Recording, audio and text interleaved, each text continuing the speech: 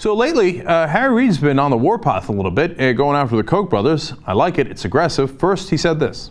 Koch brothers don't care about maintaining the strong safety net of Medicare and Social Security.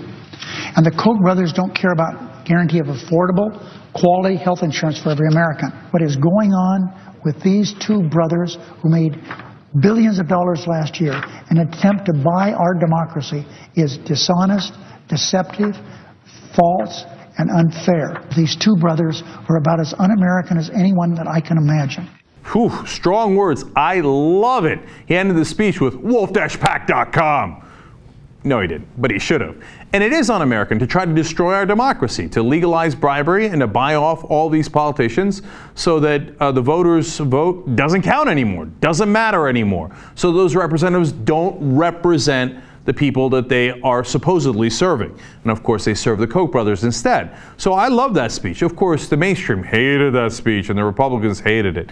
But look, Harry Reid is right to point out elections like the one that's going on in North Carolina. Kay Hagan is up for re-election.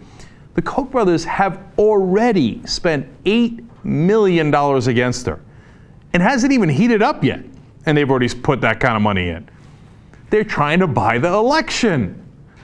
It's ridiculous. So Harry Reid went further and he said, based on Senate Republicans' ardent defense of the Koch brothers and the fact that they advocate for many of the same policies as the Koch brothers, it seems my Republican colleagues also believe in a system that benefits billionaires at the expense of the middle class. It seems nearly inarguable to me, but like I said, it made conservatives and Republicans quite angry. He went on to add this rhetorical flourish. He said, it appears the Republicans are, quote, addicted to Koch. Damn. Well played. Okay, so I like that. Of course, the Republicans did not. First of all, here comes Steve Doocy. You know, Harry Reid has a history of saying some crazy things on the Senate floor. Why does he, for instance, un-American? I mean, that's over the line. But then you remember he said those crazy things about, I know somebody who says Mitt Romney didn't pay taxes in 10 years and then suggested that Mitt Romney was a felon. Why does he say it on the Senate floor? Because there he has got immunity. If he was a real man and he really felt like that, say it off the floor where you don't have immunity. Does he do that? Nah. All right. Number of great things in that short clip. First of all, can you believe he calls someone un-American? That's what we do at Fox News. He's not allowed to steal that line. We did that all throughout the Iraq War. You can't take a page out of our playbook. And then second of all, you know, Harry Reid with those wild charges that he made up about Mitt Romney not paying taxes for 10 years. We found out who was his source. He did have a source. It was Republican John Huntsman Sr. Oops. Okay, of course, they left that part out, but my favorite part is, be a man. Be a man. Say that outside the Senate floor where our militias can find you and then beat you down. I mean, what does that mean? Like, was there Harry Reid supposed to step out and push somebody or something? No.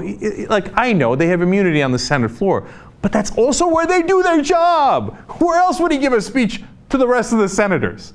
Is he supposed to go in like a dark alley in the middle of D.C. and be like, oh yeah, I'd like to call out the Koch brothers? Well, they're not there, okay? But nonetheless, Sarah Palin thought this was brilliant, and she picked up on it. On Twitter, she writes, Steve Doocy of Fox and Friends is right. If Harry Reid were a real man, he'd zip his lips disparaging Americans from the Senate floor. No, I know, Sarah Palin and Fox News, they would never disparage Americans. That's never happened before. So zip it, Harry Reid. They're so full of hypocrisy, it's ridiculous. But it's not just Fox News. All right, here comes Byron York to defend the Koch brothers. The whole idea right now is to tar a Republican candidate with the villainy of the Koch brothers, because Americans for Prosperity, a group that the Koch brothers do fund, does a lot of ads that play in local elections in states around the country. So a Democratic candidate, having villainized the Koch brothers, can then say, well, my opponent is taking money from the Koch brothers. That's the whole game here. So that's a respectable conservative columnist saying, can you believe that they're trying to vilify a donor that's giving to the Republican Party? Once again, that's a page out of our playbook. They're not allowed to do that. We've been screaming and yelling about Soros for over a decade. Soros! Soros! Sauron with his evil eye. And now, when they mention the Koch brothers, how dare you disparage an American? Okay. All right. Again, it's not just people that work for Fox News or appear on Fox News. Here's Morning Joe on MSNBC. People that don't just live and breathe politics, what this quote un-American man has done in New York City alone? I mean, we're talking about two separate things. We're talking about politics and what they do in their lives, but they give more money than anyone. And you go around New York City, you see Koch on buildings for the arts and for schools and Lincoln Center, the big Lincoln Center. If you go to the Lincoln Center, just, thank the Kochs for the show that you're seeing and the art that the city has. I'm just saying. Can I give a counterpoint? Can I give a counterpoint to that? Well, let's first, since they've been called un-American by the top Democrat, let's first tell the truth about them and what they do and put some perspective in it. Because if we're talking about perspective on how much money the Koch brothers give these, quote, villains, it's unbelievable what they have done for cancer research, what they've done for the arts, what they have done for education.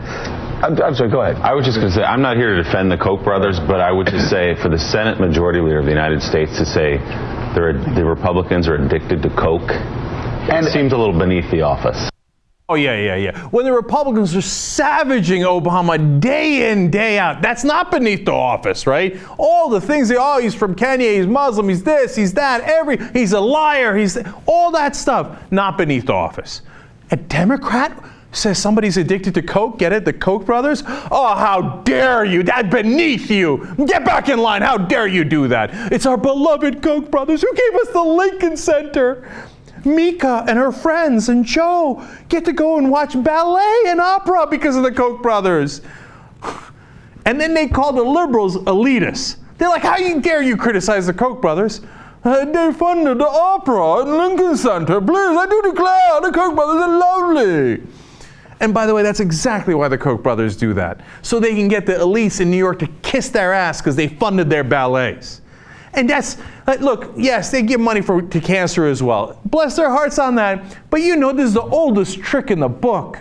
It's the robber barons did it earlier in American history. The mafia does it. You steal a ton of money, and then you give a little bit of it back, and then you go, hey, look at this. We're having a parade through your town. Here's a nickel. Here's a dime, etc. And everybody goes, oh, look, the mob boss, he gave us a little bit. That's great. Thank you so much. So we're supposed to kiss the ass of the Koch brothers because conservatives and liberals in New York get to go to their ballet. I'm not interested. I love what Harry Reid did, and he should do a hell of a lot more.